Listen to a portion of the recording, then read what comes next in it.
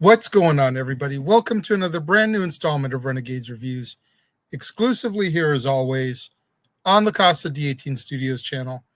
I, of course, am your host, the Renegade JJ Williams, and today we're going to take a look at Ryan Reynolds' second foray into the world of comic book films, the oh-so-popular, often lampooned Green Lantern, starring Ryan Reynolds, Blake Lively, Peter Sarsgaard, Mark Strong, Angela Bassett, Tim Robbins, Tamora Morrison, Jeffrey Rush, Michael Clark Duncan, Taika Waititi, and Clancy Brown. What's going on, everybody? Thank you for joining me here once again for another brand new installment of Renegades Reviews. And like I said during the introduction, today we're going to take a look at the often lampooned Green Lantern. And I'm just going to say right here, this is the second time I've seen it, although watching it back, I don't remember having seen it, but I'm 99.9% positive I had seen this movie before, and I don't get the big deal. I really don't. I'll get to it more at the end of the show, but I don't get the big deal. Now, our movie opens with a little bit of prologue, and we learn that billions of years ago, the Guardians of the Universe used the green essence of willpower to create an intergalactic police force called the Green Lantern Corps. They divide the universe into 3,600 sectors, with one Green Lantern per sector. One such Green Lantern, Abin Sur of Sector 2814, defeats the malevolent being Parallax and imprisons him in the lost sector of the desolate planet of Ryut. Now, in the present day, Parallax escapes from his prison after becoming strengthened by an encounter with crash survivors who had accidentally fallen into the dugout where Parallax was imprisoned on the abandoned planet. Parallax feeds on their fear in order to gain strength before pursuing and mortally wounding Abin Sur, who escapes and crash lands on Earth, where he commands his power ring to find a worthy successor.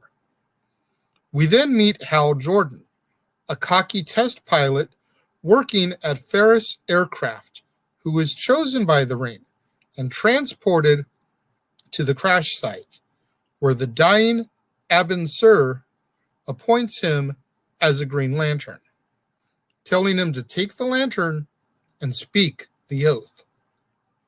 Jordan says the oath and is whisked away to the Green Lantern Corps' home planet of Oa, where he meets and trains with veteran Corps members Tomar Ray, Kilowog, and the leader of the Corps, Sinestro, who believes that Jordan is unfit and fearful.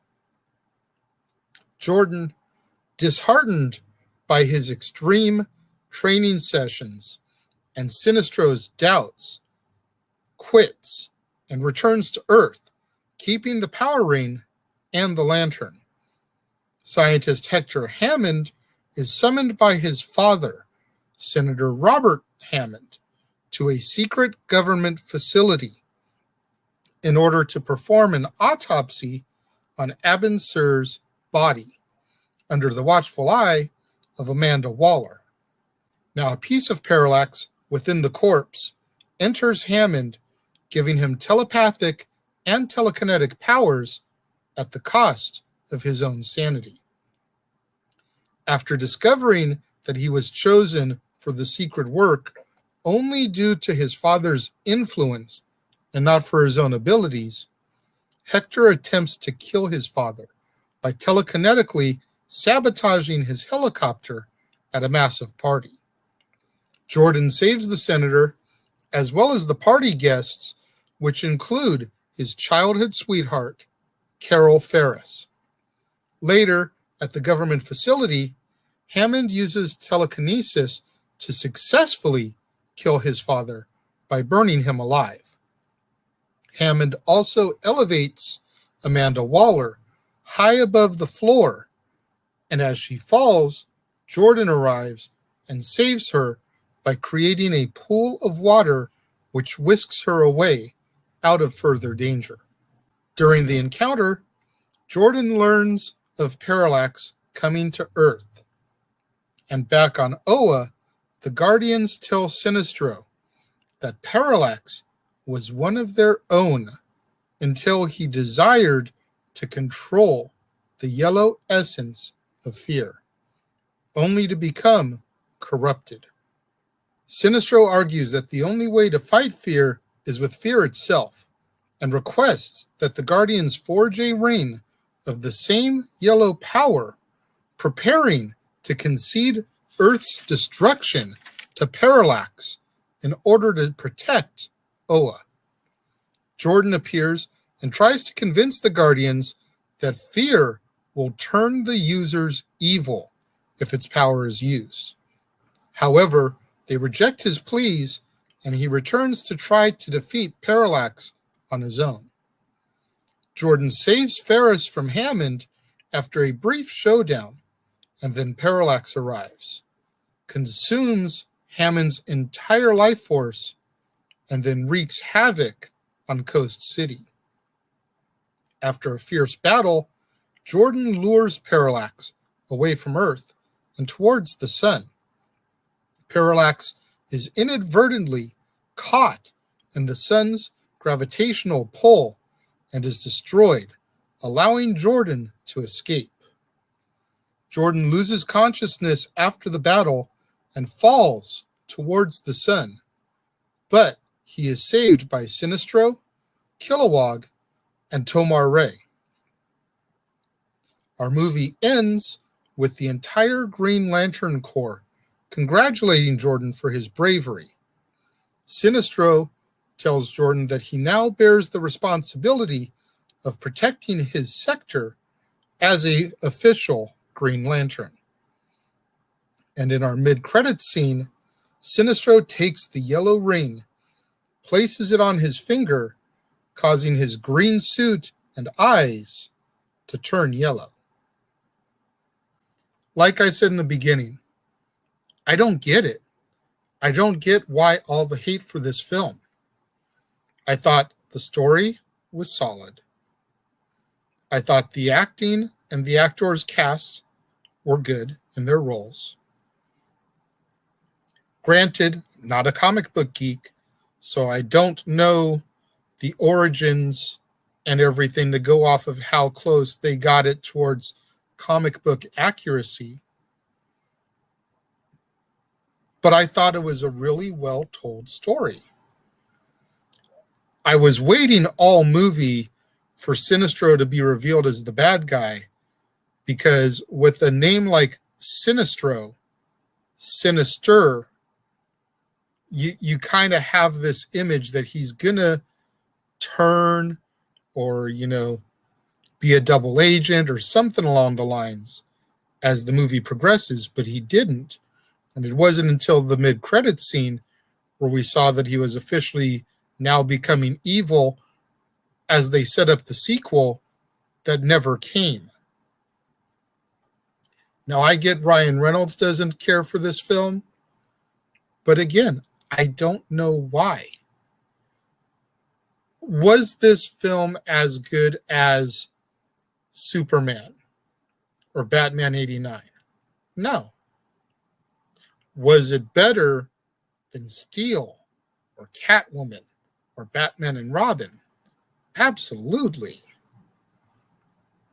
So I definitely kind of put it middle of the road here as far as how good a film it is.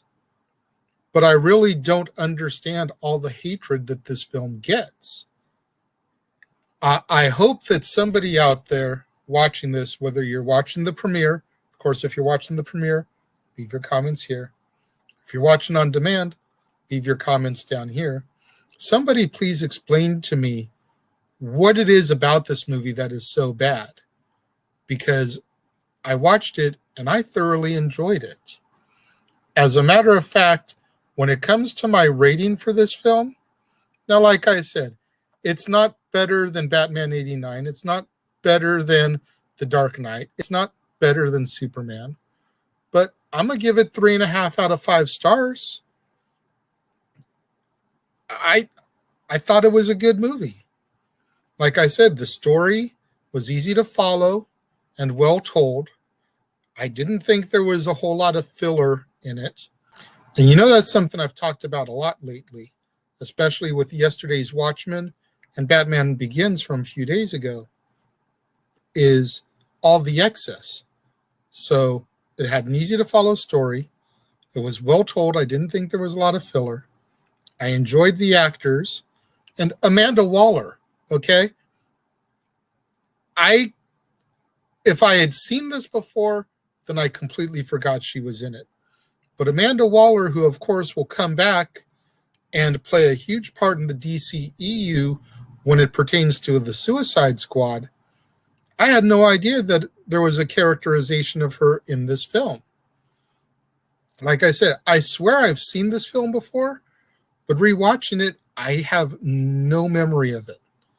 So either I fell asleep during the first time I saw it, or I was just so tired that I went through the motions and watched it and then went to bed.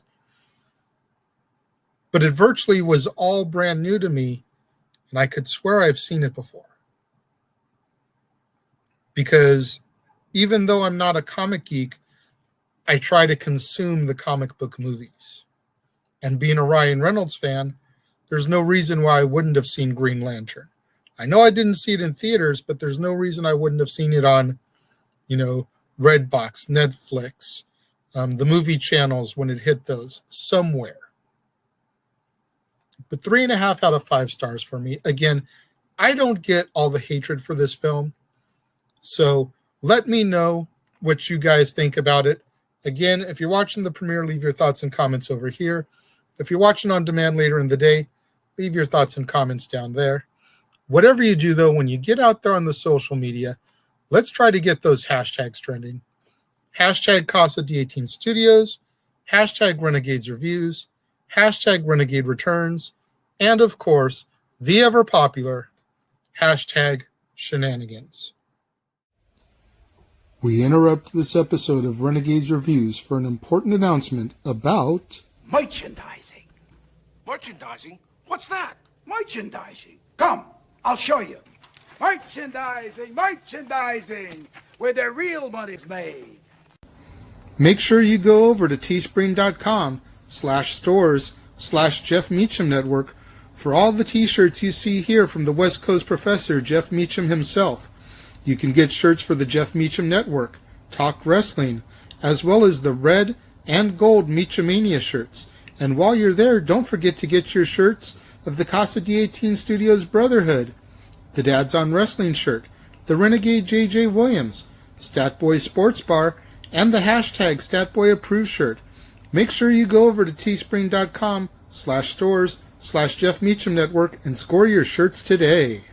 Make sure you guys tune in tomorrow, right back here on the Casa D18 Studios channel, for another brand new installment of Renegades Reviews, when we return to Gotham City to discuss the final chapter in the Nolan Dark Knight trilogy, The Dark Knight Rises from 2012, starring Christian Bale, Michael Caine, Gary Oldman, Anne Hathaway, Tom Hardy, Joseph Gordon-Levitt, Morgan Freeman, Matthew Modine, Ben Mendelsohn, Cillian Murphy, and Liam Neeson.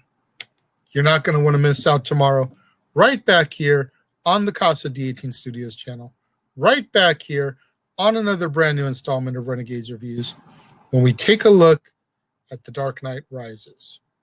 To all my loyal fans and viewers out there tuning in for the premiere, watching along, leaving your thoughts and comments over here, thank you very much. I greatly appreciate each and every one of you. Likewise, all my loyal fans and viewers out there, tuning in a little bit later in the day, watching on demand, leaving your thoughts and comments down here. Thank you very much. I appreciate each and every one of you. I appreciate all my loyal fans and viewers out there that tune in on a regular basis. Show me that love, show me that support, trying to help me get my views up. Thank you very much for watching. I will see you guys next time.